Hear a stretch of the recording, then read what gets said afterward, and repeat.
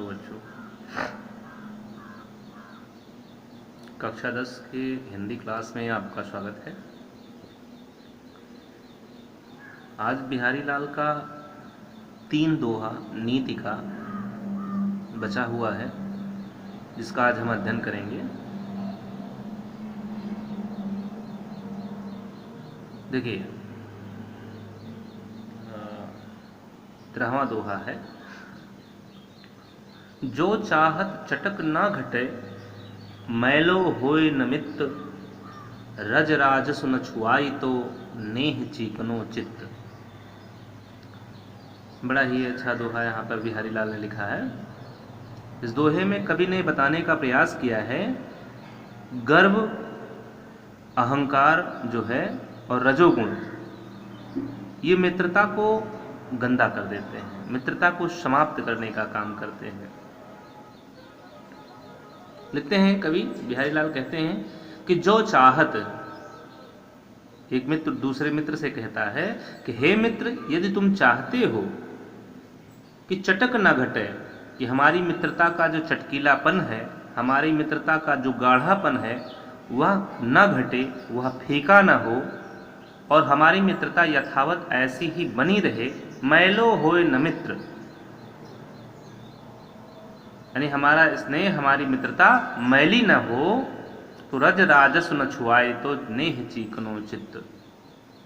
तो कहती है, तो उस मित्रता के स्नेह से, उस मित्रता के प्रेम से जो हमारा मन चिकना हो चुका है, नेह, यहां पर नेह का 2 अर्थ निकल रहा है। नेह चीकनो चित्त, नेह माने होता है प्रेम और नेह माने होता है तेल। तो इस तरह से नेह शब्द में श्लेष अलंकार पाया जा रहा है।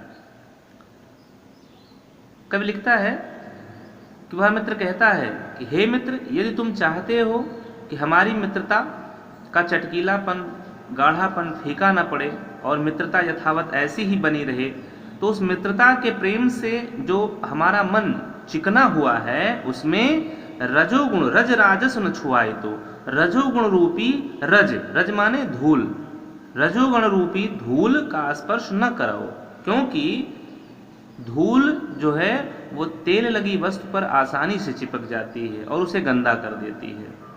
उसी प्रकार से गर्व और रजोगुण का प्रभाव, अहंकार और रजोगुण का जो प्रभाव जब मित्रता हो जाती है, दोनों एक साथ हो जाते हैं, तो वो मित्रता को मलिन कर देते हैं, मित्रता में खटास पैदा कर देते हैं, मित्रता को तोड़ देते हैं।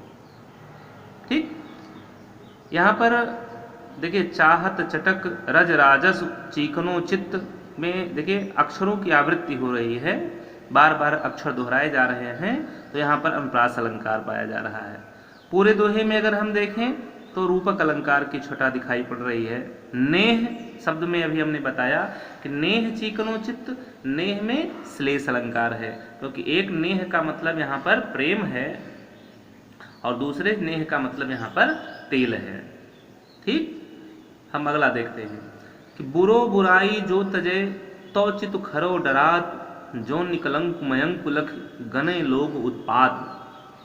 इस दोहे में बिहारी ने बताने का प्रयास किया है कि जो बुरे स्वभाव का व्यक्ति होता है, यदि वह अपनी बुरी आदतों से दूर भी हो जाए, अपनी बुरी आदतें छोड़ भी दे, तब भी उससे हमेशा भय की आशंका बनी रहती है, हमेशा डर लगा रहता है कि पता नहीं ये बुरा आदमी था, पता नहीं ये क्या करे क्या ना करे। ठीक है, तो लोग उससे हमेशा डरते रहते हैं। इसी चीज को बिहारी लाल ने यहाँ बताया है। कहते हैं कि बुरो बुराई जो तजे, यदि बुरे स्वभाव वाला व्यक्ति अपनी बुरी आदतों को, बुराइयों को छोड़ भी दे, तो चित खरो डरात, तब भी खरा, खरा माने शुद्ध आचरण वाला, शुद्ध हृदय वाला व्यक्ति उससे डरता रहता है। शुद्ध हृदय वाले व्यक्ति का चित्त, मन उससे डरता रहता है, क्योंकि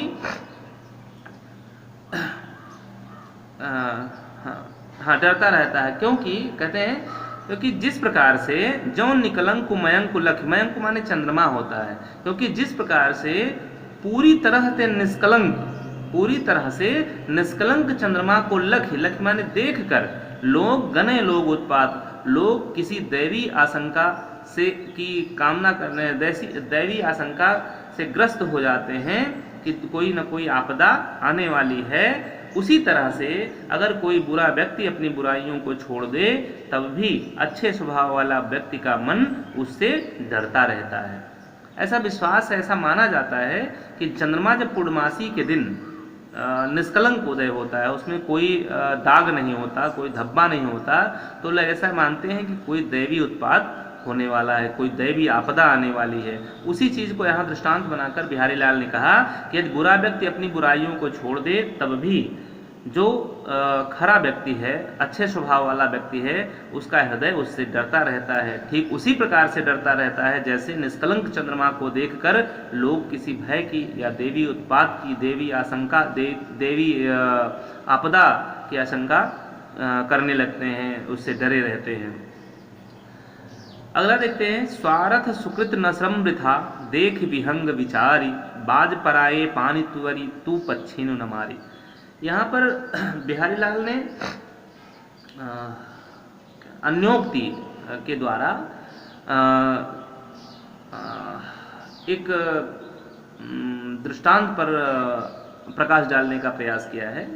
देखिए, बिहारी लाल मिर्जा राजा जय सिंह के दरबारी कवि रहा करते थे और मिर्जा राजा जय सिंह औरंगजेब के अधीन काम करते थे। मिर्जा राजा जय सिंह औरंगजेब की ओर से हिंदुओं के विरुद्ध युद्ध करते थे और जय सिंह भी हिंदू थे और हिंदुओं के विरुद्ध ही युद्ध करते थे। और किसकी तरफ से? औरंगजेब की तरफ से करते थे, एक मुसलमान की तरफ से करते थे। इसी पर अन्योक्त के माध्यम से बिहारी लाल ने यह दोहा मिर्जा राजा जय सिंह को सीख के तौर पे, नीति के तौर पे बताया था, सुनाया था, कहा था। देखिए, कहते हैं कि इसमें प्रसंग है कि किसी दुष्ट मालिक या दुष्ट स्वामी के जो दास है अपने दुष्ट स्वामी के लिए अपने ही स्वजनों का, अपने ही प्रियजनों को जब कष्ट देता है, उसी पर कवि ने बाज पर अन्योक्त करते हुए यहाँ कहा है कि स्वार्थ सुकृत न समृथा, देख विहंग विचारी, बाज पराए पानी परी, तू पच्छिनु न मारी। कि हे बाज पक्षी, बाज पक्षी किसको कहा गया? मिर्जा राजा जय सिंह को कहा गया। हे बाज पक्षी, पराए पानी परी, तुम दूसरों के अधीन होकर, दूसरों के बस में होकर तुम पच्छिनु न मारे, स्वच्छंद विचरण करने वाले पक्षियों का वध न करो। यानी एक तो तुम भी पक्षी हो और दूसरे तुम पक्षियों का ही वध कर रहे हो, यानी अपने ही लोगों का वध कर रहे हो। यहाँ पर बाज जय सिंह को कहा गया कि हे राजा जय सिंह, तुम भी हिंदू हो और हिंदुओं का ही तुम वध कर रहे हो। ठीक है, उसी पर अन्योक्ति के द्वारा कहने का प्रयास किया है कवि ने कि हे बाज पक्षी, कि दूसरों के वशीभूत होकर, दूसरों के बस में होकर, अर्थात औरंगजेब के बस में होकर तुम स्वच्छंद विचरण करने वाले पक्षियों का, अर्थात हिंदुओं का, अपने स्वजनों का वध ना करो। इसमें ना तो तुम्हारा कोई स्वार्थ है, ना सुकृत, ना कोई यश तुम्हें प्राप्त होने वाला है, न श्रम वृथा, और तुम्हारा जो ये कार्य है या तो परिश्रम है, ये सब व्यर्थ ही है। देख विहंग विचारी, हे बाज पक्षी, हे पक्षी, तुम इस पर देखो और पूरी तरह से अच्छी तरह से विचार करो। ठीक, यानी कि पक्षीन शब्द एक आया है।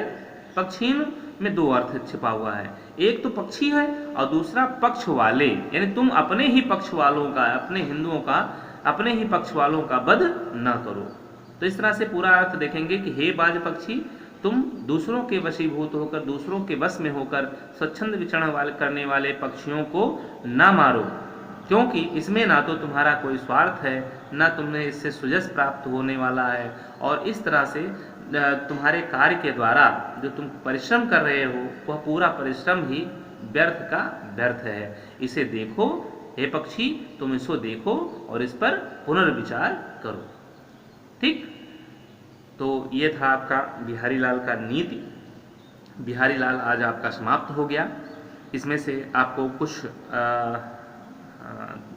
दोहों की का व्याख्या करना है, जिसको आप लिख लीजिए। हम बता दे रहे हैं यहाँ पर कि आपको कौन कौन सा दोहा लिखना है। जैसे एक प्रश्न अभ्यास में आप देखिए,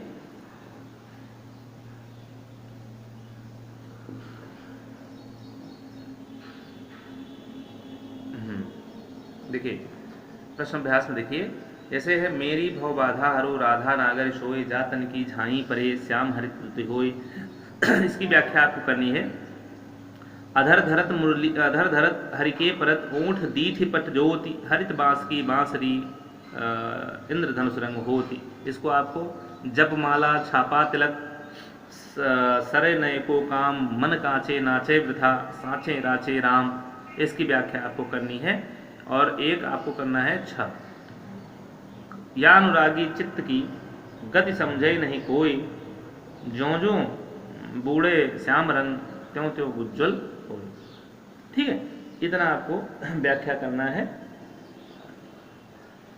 1 2 3 4 चार दोहों की व्याख्या आपको करनी है। और इस तरह से ये अध्याय आपका समाप्त हुआ।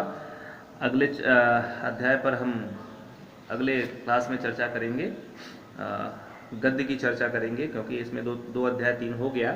हम अगला चैप्टर जो है गद्य से शुरू करेंगे, उसके बाद व्याकरण शुरू करेंगे। ठीक है, आज के लिए बस इतना ही बच्चों, धन्यवाद। इसे आप लोग कॉपी में लिखते रहेंगे जो बताया जा रहा है लिखने के लिए। ठीक है, धन्यवाद।